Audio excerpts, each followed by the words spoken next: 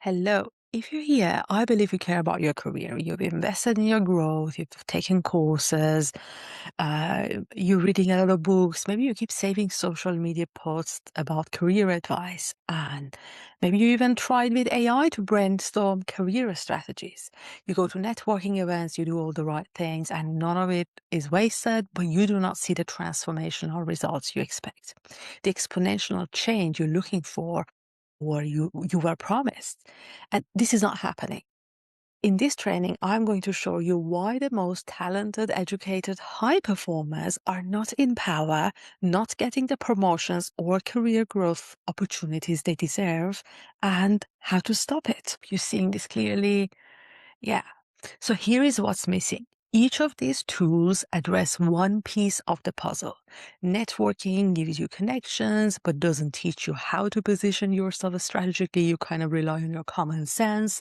Courses give you knowledge, but you cannot see your blind spots unless you get feedback from a human. And books inspire you, but they don't help you navigate the specific political dynamics in your organization with its unique culture. And especially that most of these books about career are written with corporate America, like corporate American culture in mind. And the advice may not be culturally fit if you're in Europe, like I'm in Switzerland.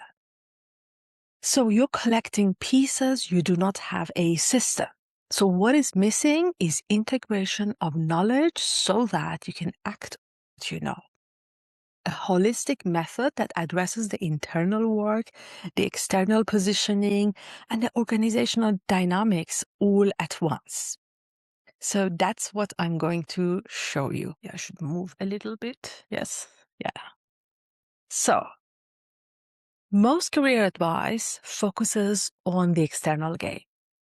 Strategy, positioning, tactics, do this, talk to your boss like that, communicate like this, present like that, use this style. You get a lot of, let's say, prescriptions. And that is helpful, but not sufficient. And that there is too much information and less transformation and implication and action. So integrating what you learn about career growth, leadership becomes difficult.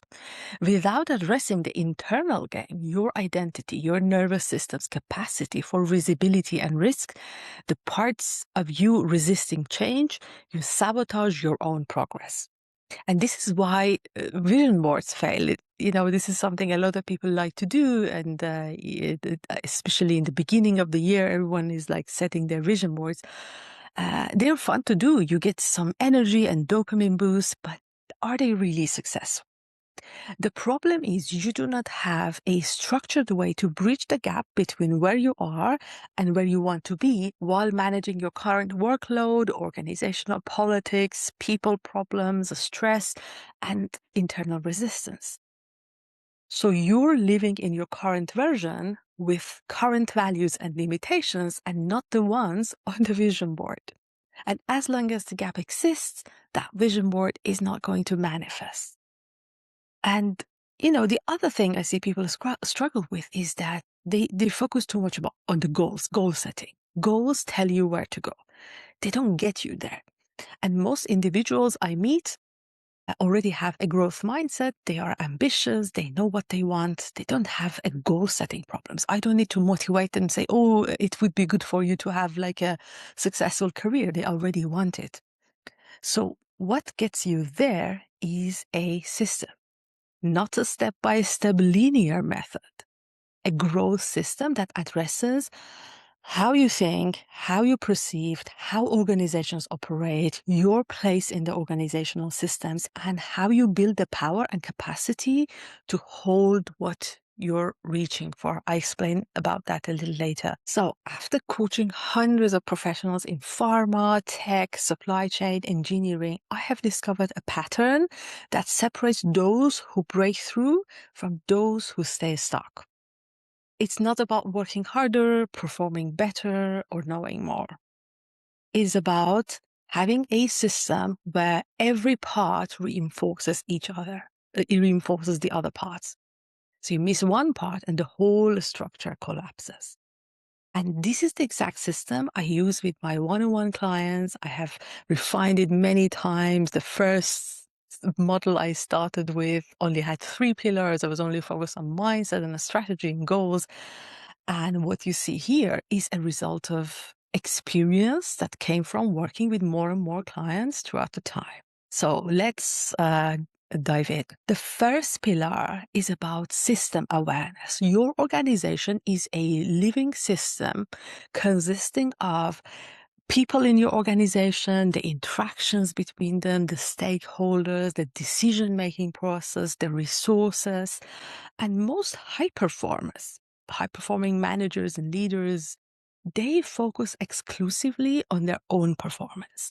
They don't study how the system actually operates. And it's not all their fault. They try to solve, most of the high performers I met, they want to solve all the problems within themselves. They want to take responsibility for everything, but not everything is your fault. You don't have control over a lot of things. So when I look at all the coaching and personal growth content out there, most of it is about fixing your mindset, fixing your behavior. That's not enough. You could be perfect, but still struggle. And that's something most coaches don't tell you. So you need to know how organizations, how industries operate, how markets operate. Who decides what? Who influences whom? Who trusts? How trust is being built, and how you are currently being perceived by the people who matter. This is really what's moving the needle. So when I was in my corporate job, I worked in supply chain management. I started in logistics, one of those functions where you do a lot of complex work behind the scenes. And I could see that not many people working in our department, manufacturing, planning, very hard working, very smart people, not many of my colleagues are moving forward despite having the potential and education and performance and all of that.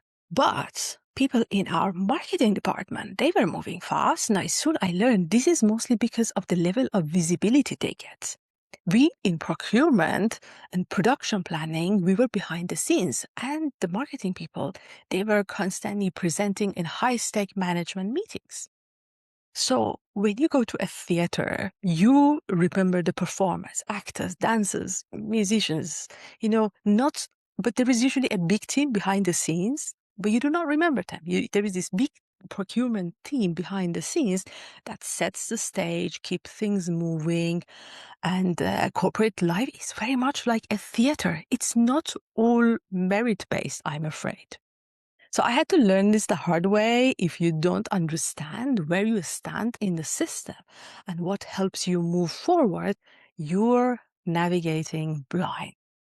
So this pillar is about organizational literacy, reading the system. Without it, you cannot position yourself effectively because you don't know what you're positioning yourself within. It's almost like, trying to build a puzzle, but you don't really know what this puzzle is about.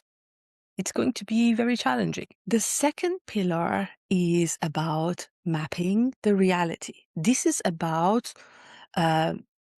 getting a good understanding of the current position where you are now and where you want to be. What you actually control, what you can influence, what you have to accept because you have no control over it. These are the things you want to sort of know and kind of map in this process. Most professionals skip this step entirely. It's super obvious, but there are reasons that they do it. It's not all conscious. They set goals without honestly mapping the real constraints, structural, political resources. They're just like, oh, I want to get this, how to get there. But you're not really looking at where am I now? And this is also where coaching becomes important because most people have blind spots. I have blind spots, right? Being here, I'm sure I'm missing a lot of things about this topic. So most of us, we have blind spots about our current reality. Problems we don't know we have. So how can we solve the problems we don't know we have? So So then a lot of people wonder why nothing moves forward. Why am I so stuck? This pillar is about getting brutally clear on what's actually true. So when I start working with clients, we spend time on this, because if you don't figure this out, then you probably move like we're playing, we're randomly kind of trying different things. So how does your current state look versus your target state? What are the gaps? What is missing? And do you even know what is missing? And can you identify real constraints versus perceived ones? Because sometimes we also make up problems in our head, but they're not the real problems. The problem is usually something else. So this is about truly understanding the system you're part of, decision makers, stakeholders, advocates, and those who might get in the way. So who are the decision makers in your path? Who are your advocates, the sponsors who will say your name in rooms you are not present? Who might block you? Who might get in your way? What resources do you actually have access to? Once you see the real landscape, you can build a strategy that actually works within this landscape. Because there is also something else I see, especially that there is a lot of information online, a lot of coaches and mentors and gurus giving advice for for situations that may be totally different than yours, but you kind of think like, oh, this person has something that might make sense for me, may make sense to for my situation, but that advice is not even designed for where you are now. So that's why it's so important to honestly look at, where am I now? What are the gaps? Maybe I have some big problem in my life, some family responsibility that I really can't sort of, let go of, and I need to do things differently. So that was pillar 2. The third pillar is about vision, values, and goals. So defining the version of success you're building and what you will not trade to get there. This is very important, because without being clear on goals, you optimize for the wrong outcomes, or you burn out chasing someone else's version of success. You cannot be intentional if you don't know where this is going. So most people I work with already have goals. They know they want a senior role, more impact, better title, better salaries, more fulfillment, and they are also motivated to achieve these goals. So goals are not the problem. The problem is usually they have not defined what success actually looks like for them. Is it impact? Is it autonomy? Is it influence? Is it lifestyle? Uh, or all of them? So it's not just a title. And it's often hard for most people to be clear about values. Normally you hear so much about core values, you should have values. Well, we all know, okay, honesty is good, integrity is good, fairness is good, it should be important for everyone. But being clear about your own values is usually complex. So what usually helps is to focus on what you're not willing to compromise. You might say, okay, integrity is very important, but I don't know, maybe I'm okay to let go of this and this and this. Everyone has different boundaries. So you want to be honest with yourself. What do you really care about, and what you kind of okay to sort of let go of? Have you identified your non-negotiables? What won't you compromise? What values are you not willing to trade for advancement? When these aren't clear, you make decisions that move you forward, like professionally, but they leave you unfulfilled personally. You might end up working for companies that give you the job title, but their culture and values are totally against yours. So this is also something a lot of people forget about, because so much of the suffering and burnout is really just due to value misalignment. You're putting yourself in an environment that is totally misaligned with who you are, and you constantly have to fight to conform. And of course, that's usually a losing battle. So this pillar is about alignment, external success and internal integrity. They have to work together, not against each other. Also, for a leader, it is expected to have a vision. What kind of future do you want to create? So if they just give you a team, How are you going to do things differently? What do you really care about that you want people to do? Because everyone they have their own unique way of doing things and unique way of looking at the world. And you want to be clear about that. Otherwise, you just take over a team and you manage stuff and you kind of take messages from your team to the higher level management. You're basically just managing tasks and things and not really leading. And that is not the most, I mean, that's okay, of course, if you just want to sort of have a job and get on with things, but that's not how you leave a legacy. The fourth pillar I work with clients is project-based execution. This is so simple, but also most people forget about it. I'm always amazed, like, how could they not see things this way? So most professionals I've met, they write to-do lists. I love to have to-do lists. We love to do lists, create vision boards that never become reality, and we forget about projects. The only way to achieve something complex is to turn it into a project. Projects are the effective container for turning goals into results. So have you ever seen companies launch products just by creating vision boards or just sitting down brainstorming with each other and everyone goes does what they can? No, they turn everything into a project with the resources allocated, milestones defined, accountability built in. So this pillar is about turning your priorities and constraints into projects, because projects, they get done, they happen. And for personal and professional goals, the golden milestone to work with is a 90-day goal. Why 90 days? Because it's not long enough to create meaningful outcomes. It's also short enough to see progress or identify what's blocking the way. This is something that works very well with my own clients. That's, we always have like 3 months programs or 3 months milestones. Goals without a structure remain dreams and aspirations. Nice to have, but nothing happens. So you want to create a structured, like a container that creates results. If you're really serious about achieving your goals, of course. You're already familiar with the project container at work. Everybody who's working in some sort of professional environment, they're dealing with some kind of projects. If it wasn't working, it would not be so frequently used. So when I work with clients, this is where we see movement fast, because projects force clarity. They force decisions. They force you to confront what is actually in the way. They force you to create smart, specific goals.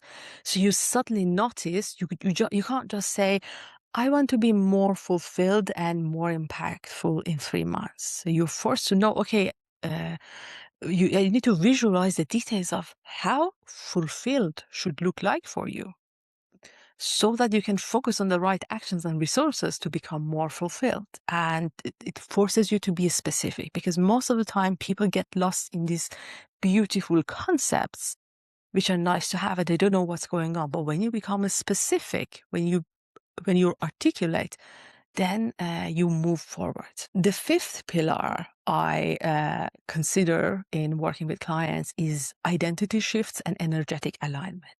This is another area most people fail, even with great strategy, great, all the other pillars we talked about, the projects in place, they have vision and goals and all of that. You may be ready, you may have a great plan, you may know your goals clearly, but constantly see things happening that get in your way. Because your identity, your perception of who you are energetically matters. If your identity, how you see yourself, is still high-performing contributor who gets things done, always finishes like tasks, that the taskmaster, but you are trying to be a team leader, like a leader of an organization, there is a mismatch. And the organization sees it, people around you experience that vibe, because you probably don't act as a leader, but as a contributor, executor, whatever you want to call it, the person who gets things done, the task person. You might have the skills for senior leadership, but you're still operating from an old identity. And that creates internal resistance and external misalignment. This is also where people with a lot of knowledge and personal development obsession never achieve their goals. Energetic misalignment.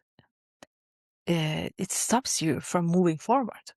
Not becoming the person you need to become, not making the next level identity shifts is actually a signal to your nervous system. So either things happen that you don't achieve your goals and you don't know why you're stuck. But usually when you feel you've done everything and you're still stuck, you might want to look into this, that maybe you haven't made the identity shifts to show up as the person you want to be.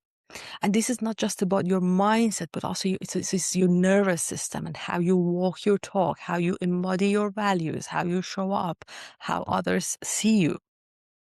So, for example, if your nervous system isn't regulated for visibility, risk, and leadership pressure, you will self-sabotage.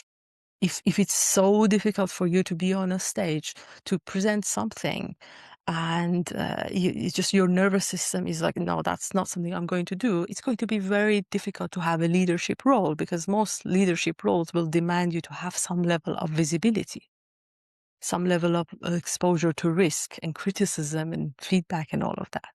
So you could get burnt out very quickly or you could get sick very frequently. That's also something. You would develop anxiety before challenging situations, or you might totally go into denial and freeze mode and avoid difficult conversations. I say this as someone who's been in all of these situations before, and I notice, oh, of course, this is happening to me because my body doesn't see me as a leader. My body is not prepared for the leadership position. So I'm avoiding, or I'm freezing, or I just get scared of all of these situations. So all of these patterns lead to failure. And I say, really, I felt this failure myself.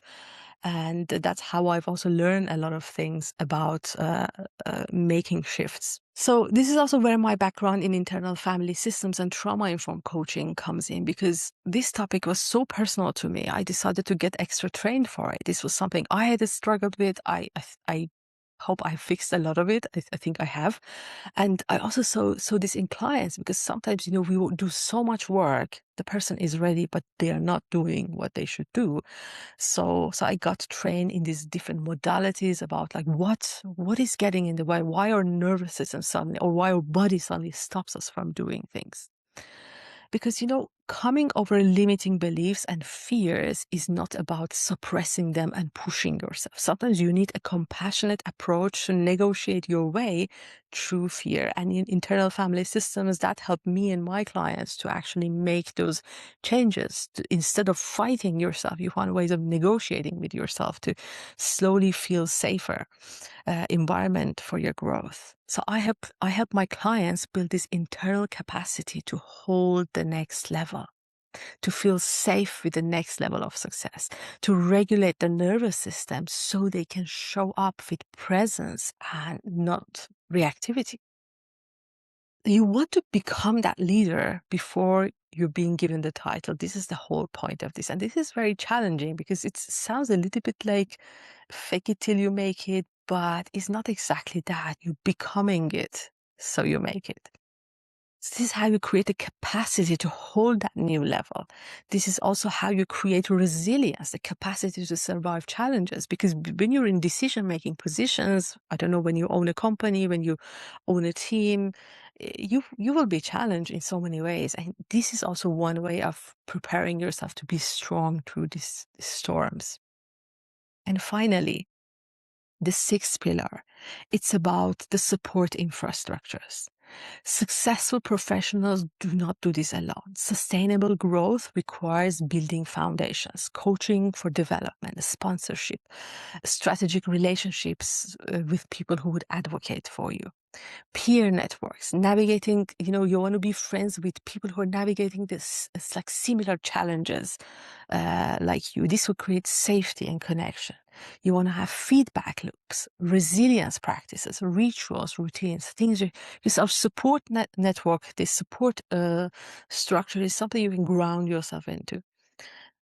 As this pillar is about building success with support, not self-reliance. Self-reliance, not getting help, being independent sounds like a glorified value most of us kind of learn to have, but it's actually an unhealthy pattern and survival mechanism. Nobody gets successful on their own.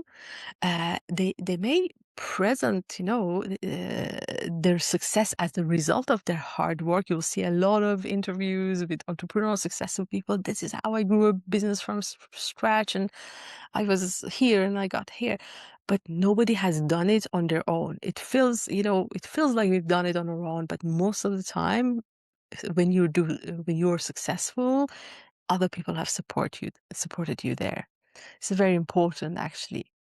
So this is why, you see, if you're born into a wealthy, educated family, you have more access to resources and opportunities, and automatically you're more likely to be successful because the support system is already there. But if you don't have that, you need to build it. So this is also what makes people from privileged families different from those who just didn't have those resources. So if you don't have it, you want to build it. The people you surround yourself with matter. If you are the most successful person among everyone it's time to expand your network, because you want to be in networks with people way more successful than you. You also want to sort of learn not to be threatened by that. I co-host a podcast with two very good friends, Anisa and Pragati, and that's also about workplace topics and career growth and leadership. And that is a form of accountability for me, because we are all excited about growth, have similar values, and this makes our work so sustainable. I always know I have friends who want to do this too, so I'm more motivated to do this podcast. I probably wouldn't be creating as many episodes if I was doing this on my own. Also, after working with hundreds of clients, I've seen this pattern. The ones who advance fastest aren't the most talented and hardworking ones. I don't mean to say it in a negative way, but this is the reality. Those who succeed fastest are the ones who either have or build the right support structure around them. And I know it doesn't sound fair, but it is the reality. Actually, the world is not that fair. So coaching gives you, for example, an external perspective. A sponsorship gives you advocacy in rooms you're not in, like someone who really cares about you, more senior, is supporting you. Peer networks give you, that reality check and encouragement. Resilience practices that keep you from burning out. And also there is support from your family, the way you organize your life. That's also very important. So without this pillar, everything else becomes like fragile. A support system is so grounding. Good soil that supports the roots of a tree so it does not fall in the storms. Imagine a tree with like big branches and a weak support, a very weak root. It's the first one that falls in the storm. That's how people get burnt out. So having said all of that, you've seen the 6 pillars that create transformation, action, and results. This is the system I use with every one-on-one client. I like to use systems because I also don't want to be winging it with every client. Otherwise, I cannot serve so many people. I want to use a system, a method that works. I've refined throughout the time. I have added things that needed to be added off. So let go of the things that were not helpful. It works because it addresses both internal and external gain. So your positioning and your capacity, the organizational dynamics and the identity shifts. And if you've been reading, learning, networking, taking courses, and you're still not seeing transformational results, you're not missing knowledge. You're missing a comprehensive system and a container for action. So if you resonate with what I shared, I invite you to book a free success roadmap call with me to explore how I can help you create that in your unique situation, in your own context, with your own unique challenges and goals. We'll spend time identifying your specific blocks, mapping out what is actually in your way, and creating a plan that fits your timeline, your budget, your unique life situation. We'll also explore what is it like to work together, whether my approach resonates with or should I refer you to one of my coach colleagues because your topic is out of the scope of my work. Most of the time, I have two areas that I support people with. Either you want to become a leader, or you're a new team leader, you want to establish yourself, you have organizational topics. I bring all of my experiences around leadership and management into that. Or you want to quit your corporate job and start a business. I've launched a number of businesses, and I've been also an entrepreneur for 10 years, so I can help you with that as well. So these are the sort of the topics I can help with. So I make a limited number of spots available each month for those calls. If you see an open spot, book it. If you don't see one, just get in touch, and you could go on a wait list, and then we could maybe coordinate something. The link is shared here, and this call is an opportunity also for you to see, like, if coaching is what is helpful for. I look forward to seeing you there, and yeah, I hope you have enjoyed this. Thank you very much, and see you soon.